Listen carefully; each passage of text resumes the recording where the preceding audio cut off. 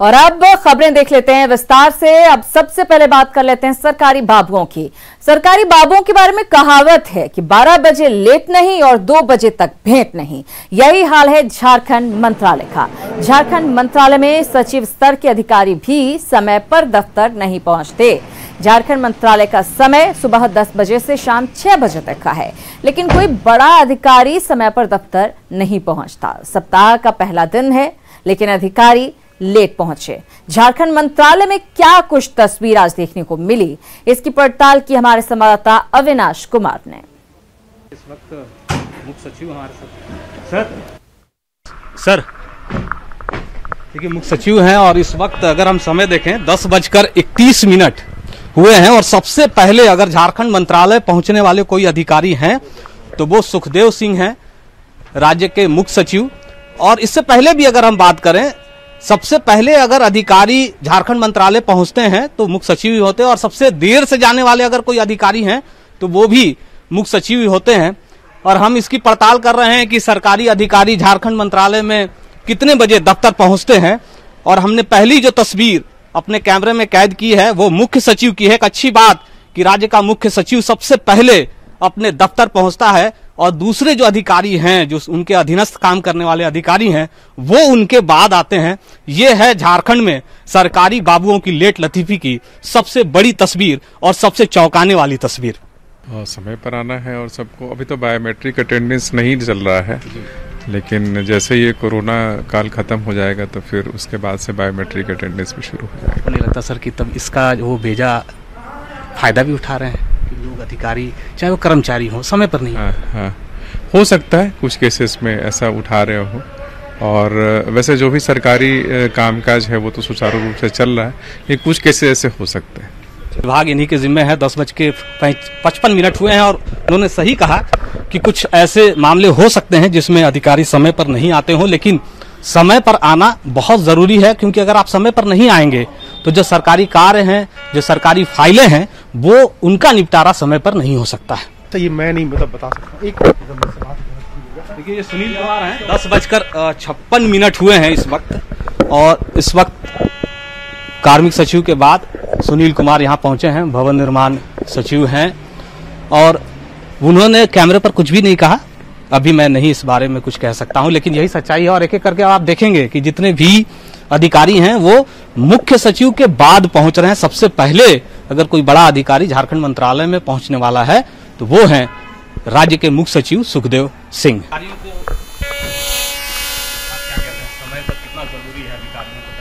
निश्चित रूप से जरूरी है। This is not my office, this is not my office. Can I go to CS? पता है आप वहाँ थी। मैं मुख्य सचिव की मीटिंग में जा रही हूँ। हाँ देखिए ये पूजा मैडम है, पूजा सिंघल। ये अपने समय पर दफ्तर पहुंची हुई थी। जो हम लगातार FFP बिल्डिंग की बात कर रहे थे और इस वक्त वो मुख्य सचिव से के साथ बैठक में भाग लेने के लिए पहुंची हैं। बहुत सारे ऐसे अधिकारी हैं जो समय पर जरूर दफ्तर आते हैं, लेकिन ज्यादातर अधिकारी समय पर दफ्तर नहीं पहुंचते। और झारखंड में सरकारी दफ्तरों और सचिवालय में बाबुओं और साहेब की लेट लतीफी के चर्चे आम हैं, लेकिन जब आने वाले दिनों में बजट की तैयारी में सरकार और महकमा लगा हो तब भी समय से दफ्तर नहीं आना कई सवाल खड़े करता है। रांची के FFP बिल्डिंग में 10 विभाग चलते हैं, लेकिन यहां भी बाबुओं की लेट लतीफी आम है। हर कोई लेट होने का, हर किसी का अपना बहाना। कोई मीटिंग का बहाना करती दिखी तो कोई बीमारी का बहाना बनाते दिखे। जायजा लिया हमारे रांची संवाददाता उपेंद्र कुमार ने। सचिवालय और सरकारी दफ्तरों में बाबू और साहबों का लेट आना लगातार जारी है, लेकिन जब आने वाले दिनों में अभी बजट की तैयारी हो रही है और उसके साथ साथ में विधानसभा के अब बजट सत्र भी होने वाला है, वैसे में भी बाबुओं की लेट लतीफी जारी है, कह सकते हैं। अभी हम हैं, ये FFP बिल्डिंग है, प्रोजेक्ट भवन, जहां मुख्य झारखंड सरकार का मंत्रालय है, उसके सामने का बिल्डिंग है। 10 विभाग इसमें चलते हैं, जिसमें कई विभाग तो काफ़ी महत्वपूर्ण है। परिवहन विभाग, ग्रामीण विकास विभाग के अलावा पंचायती राज, झारखंड जल छाजन मिशन सहित कई विभाग हैं। देखिए अभी जो कर्मी हैं वो अभी आना शुरू किए हैं। आप समझ सकते हैं कि जब कर्मचारियों का ये स्थिति है, बाकी का क्या स्थिति होगा। सामने दिखाना चाहेंगे, अपने कैमरा से कहें कि दिखलाएं किस तरह से अगर जो 4th ग्रेड के जो कर्मचारी हैं उनको अगर छोड़ दिया जाए तो अधिकांश जो 3य श्रेणी के कर्मचारी, सेक्शन ऑफिसर से या फिर अधिकारी अभी तक यहाँ पर नहीं पहुँचे हैं। कैमरामैन संत के साथ उपेंद्र, न्यूज़ 18 रांची। किस विभाग में? क्यों पूछ रहे हैं? पंचायती राज। पंचायती राज। इतना देर कैसे हो गया मैम आज? आने में देर कैसे हो गया आज? मीटिंग था। किस विभाग में मैम आज? ग्रामीण विकास विभाग, मनरेगा में। इतना लेट कैसे हो गया आने में? भाई मेरी दीदी का तबीयत खराब था थोड़ा सा, मेडिकल। रेखा। किस विभाग में? यहाँ पे ग्रामीण विकास। हाँ। इतना लेट कैसे हो गया जाने में? आज लेट हो गया, आज थोड़ा सा गाड़ी मेरा ठीक नहीं था इसीलिए लेट हो गया। आज बहुत लेट हो। तो लेट आने के सबके अपने बहाने हैं। बहरहाल आगे बढ़ेंगे, बड़ी खबर की बात करेंगे। रांची से बड़ी खबर है, घर में महिला की संदेहास्पद स्थिति में बॉडी मिली है, डेड बॉडी मिली है। खेलगांव ओपी इलाके की यह घटना बताई जा रही है।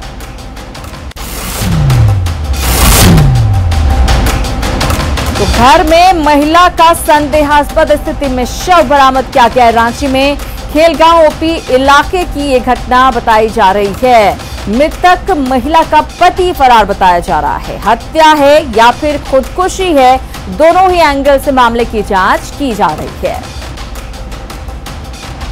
ओम प्रकाश हमारे साथ जुड़ गए, उनसे लेंगे ज्यादा जानकारी। ओम प्रकाश, क्या कुछ जानकारी मिल रही है? महिला की संदेहास्पद स्थिति में डेड बॉडी मिली है घर से। जिस तरह से ये घर में एक बॉडी मिला उसके बाद पुलिस वहां पर मौके पर पहुंची, लेकिन जो हस्बैंड था, जो पति था महिला का, वो 12 फरवरी से ही लापता है। जिसके बाद पुलिस फिलहाल महिला और उनके परिजनों से संपर्क साधने की कोशिश कर रही है। मकान मालिक के द्वारा दिए गए बयान के अनुसार ये लोग जनवरी माह में ही खेलगांव इलाके में मकान लिए थे और करीब 1 महीने के अंदर ही इस तरह की घटना हो गई, जिसे लेकर आसपास के लोगों में भी चर्चा का विषय है। हालांकि महिला का नाम तक किसी को नहीं मालूम है कि महिला का नाम क्या था, क्योंकि ये लोग किसी से बातचीत नहीं करते थे, जिस वजह से अब तक महिला की शिनाख्त तक नहीं हो पाई है। हालांकि उनका जो पैतृक निवास है वो उत्तर प्रदेश का है और वहां के परिजनों से संपर्क साधने की पुलिस फिलहाल कोशिश कर रही है, जिसके बाद पूरा मामला स्पष्ट हो पाएगा ये आत्महत्या है या फिर कोई बिल्कुल पूरी जांच के बाद मामला साफ हो पाएगा। ओम प्रकाश, बहुत धन्यवाद इस जानकारी के लिए। तो महिला की संदेहास्पद स्थिति में मौत हुई है और ये हत्या है या फिर आत्महत्या, ये जांच का विषय है। बात अगली बड़ी खबर की। पलामू से बड़ी खबर है, जहां पर रिमांड होम में छापेमारी की गई है। तो पलामू से ये बड़ी खबर आपको दे रहा है, रिमांड होम में यहां छापेमारी की गई है। एसडीओ के नेतृत्व में प्रशासन की टीम ने छापेमारी की है। मोबाइल, खैनी, गुटखा समेत कई आपत्तिजनक सामान इस दौरान बरामद किए गए हैं। मेदिनीनगर के जेलहाता रिमांड होम में छापेमारी के दौरान ये तमाम आपत्तिजनक चीजें बरामद की गई हैं। क्या पद और रसूख किसी वीआईपी को नियमों के उल्लंघन की इजाजत देता है? इसका जवाब होगा नहीं। लेकिन हजारीबाग से जो वीडियो वायरल हो रहा है उसमें कानून ताक पर खड़ा नजर आ रहा है। तस्वीर आप देखिए। ये तस्वीर दरअसल 13 फरवरी को किसानों के आंदोलन के समर्थन में कांग्रेस ने पद यात्रा का आयोजन किया था, उस वक्त की है। इस यात्रा में कृषि मंत्री बादल पत्रलेख के साथ विधायक अंबा प्रसाद और कई नेता और कार्यकर्ता शामिल हुए। वायरल वीडियो में विधायक अंबा प्रसाद को आप देख पा रहे हैं। अंबा प्रसाद बुलेट चलाती हुई नजर आ रही हैं। वहीं उनकी पिछली सीट पर, उनके पीछे उसी गाड़ी पर, उसी बुलेट पर कृषि मंत्री बादल पत्रलेख बैठे हुए नजर आ रहे हैं। इस दौरान ना तो बुलेट चला रही विधायक ने हेलमेट पहना है और ना ही कृषि मंत्री बादल पत्रलेख ने ही ट्रैफिक नियमों का पालन किया है। जहां जब विधायक और कृषि मंत्री ही ट्रैफिक के नियमों की अनदेखी करते दिखेंगे तो आम लोगों पर इसका क्या और कैसा असर पड़ेगा, सोचने वाली बात है। और इस तस्वीर के सामने आने के बाद कई सवाल उठ रहे हैं। सवाल ये कि मंत्री और विधायक अब इस तरह से कानून तोड़ेंगे, जिनके हाथ में कानून का पालन करवाने की जिम्मेदारी है, उनका ये रवैया होगा? क्या विधायक के लिए कोई नियम कायदा नहीं है। अगर आप विधायक हैं तो आप कुछ भी मनमानी करेंगे। और सबसे बड़ा सवाल ये कि क्या विधायक के खिलाफ कार्रवाई होगी नियम तोड़ने को लेकर, जैसा आम लोगों के खिलाफ कार्रवाई होती है, और खुद जनप्रतिनिधि ऐसे करेंगे तो जनता को क्या संदेश देंगे इस तरह के नेता। सरकार लगातार कोशिश कर रही है कि नियमों का पालन कराया जाए, लेकिन उन कोशिशों को पलीता लगा रही है नेता। ऐसे नेता सड़क सुरक्षा की बात आखिर किस मुंह से करेंगे, ये बड़ा सवाल है। और खबर गिरिडीह से, जहां पर खलिहान में लगी आग में एक ही परिवार के 3 लोग जिंदा जल गए। बिरनी थाना क्षेत्र के बलगो पंचायत के सलेडीह गांव की ये घटना बताई जा रही है। हम आपको बता दें कि यहां पर देर रात खलिहान में आग लगी थी। इस आग में सलेडीह गांव निवासी सीताराम यादव की 55 साल की मां मुद्रिका देवी, 17 साल की बेटी गुड़िया कुमारी और 7 साल की भांजी झूली कुमारी की जलने से मौत हो गई।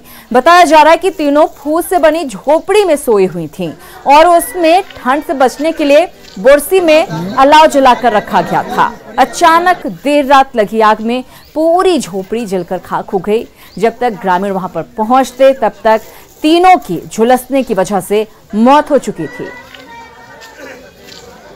बराबर यहाँ सुतती थी, जब से खरियान कर रहे थे तब यहीं पर आई थी सोने के लिए। हम घर पर सोए थे, अरे बगल में सोई थी मेरी माँ। उसी के बीच में थोड़ा एक हमारे चचेरा भौजा है, उसने बोला वहीं कि वहाँ आग लग गया। तब दौड़ के आए, तब तो पूरा आग बमक गया था। तब सब लोग पूरा गांव वाला जुट गया, तब बुताने शुरू किया तो बुत गया। कौन कौन सोया? मेरा माँ, मेरा बहन और मेरा भगनी। 10 बजे रात तक कुछ नहीं थी। एक अचानक हमको फ़ोन किया कि भाई सीताराम की माँ ढाकों में सोई हुई थी, बोरसी वगैरह लेके, उसी में बोल जल गया है। तो जाने के बाद क्रम में देखे कि 3 लोग एक साथ ही लोग सोई हुई थी। तीनों को लोगों ने आग बुझाने के बाद निकला तीनों लाश, और तीनों साइड पर रखा हुआ था। हम 11 पौने 11 में आए घर यहाँ देखने के लिए। और इस बीच बड़ी खबर बिहार से मिल रही है। रुपेश हत्याकांड को लेकर बड़ा अपडेट सामने आया है। आरोपी ऋतुराज को पुलिस रिमांड पर लेगी, ये खबर सामने आ रही है। तो आरोपी ऋतुराज को रिमांड पर लेगी पुलिस।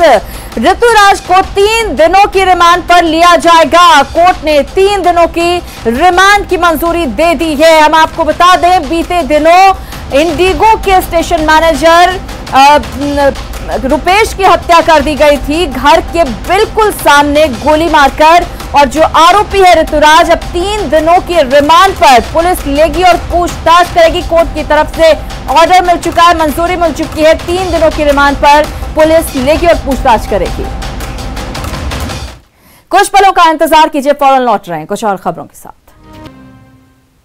जोहर झारखंड में एक बार फिर से आप सभी का स्वागत है। खबर जमशेदपुर से, जहां ग्रेजुएट कॉलेज के पीछे शनि हनुमान मंदिर को प्रशासन ने ध्वस्त कर दिया। अस्थायी मंदिर को तोड़ने के साथ ही जिला प्रशासन और टाटा स्टील के गार्ड्स ने भगवान की मूर्तियां वहां से हटा दी।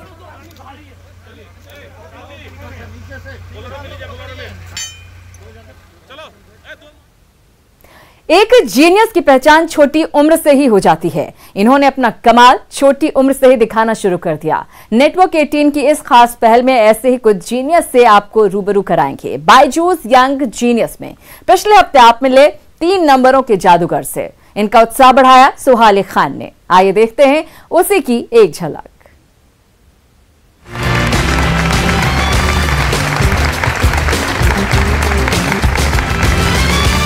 नमस्कार। The child is a father of the man. मनुष्य का बचपन उसके व्यक्तित्व की नींव है। ऐसे ही कुछ चाइल्ड प्रोडिजी से हम आपको आज मिलवाएंगे बायजूस यंग जीनियस के मैथमेटिक्स स्पेशल में। छोटे आर्यभट्ट के नाम से पहचाने जाने वाले चिराग को 100 करोड़ तक के पहाड़े जुबानी याद हैं। मेरा नाम चिराग राठी है। मैं आगे जाकर कुछ ऐसे फॉर्मूलाज बनाना चाहता हूँ जिससे कि जैसे मैथ मुझे बहुत अच्छा लगता है, वैसे ही आने वाले लोगों को, बहुत से बच्चों को मैथ बहुत ज्यादा अच्छा लगे। Please welcome the actor, author, mother, the wonderful Suhali Khan. Hello, आदाब आदाब, वेलकम। आदाब, नमस्ते। नमस्ते, I am good to see you. कैसे हो? दैट्स चिराग राठी।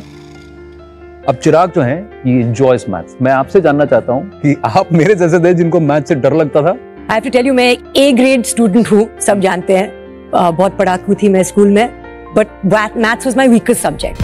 तो आपके सामने 5 नंबर्स हैं, टॉप से शुरू करते हैं। 1,05,625 325। दूसरा 7,67,376 876। 9,63,73,489 1 2 9,870 3 ये होता कैसे है? 9,817 करेक्ट। और अब इस स्टेज पर आने वाले हैं ऐसे 2 यंग जीनियसेस, 2 ऐसे बच्चे जिन्हें देखकर आप भी कहेंगे बाप रे बाप। I'm Jayaditya Shetty. I'm 11 years old. I'm from Mumbai. I'm Avantika Kambli. I'm 10 years old and I'm a young mathematician from Mumbai. My aim is to bring as much glory to India as much as she did. Hi. Hi. Hi. Hi, how are you?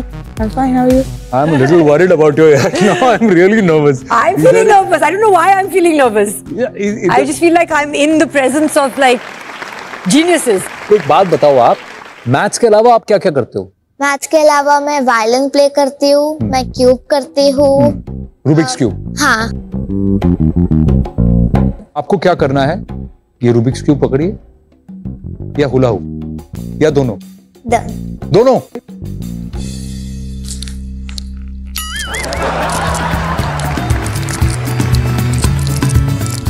What is going on? How is she even doing this? That's amazing, man. That's really amazing.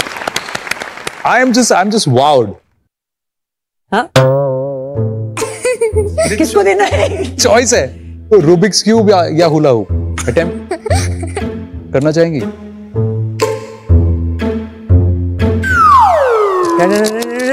And oh. Well done, absolutely fantastic. Thank you. तो ये तो हमने देखी अवंतिका की abilities. जय Aditya big number divisions में world number 2 हैं, तो इसलिए आपके जीनियस को हम यहाँ टेस्ट करने वाले हैं, एबिलिटी को। 30 सेकंड का समय है सॉल्व करने के लिए। After you see the numbers your time starts now. I also want to see.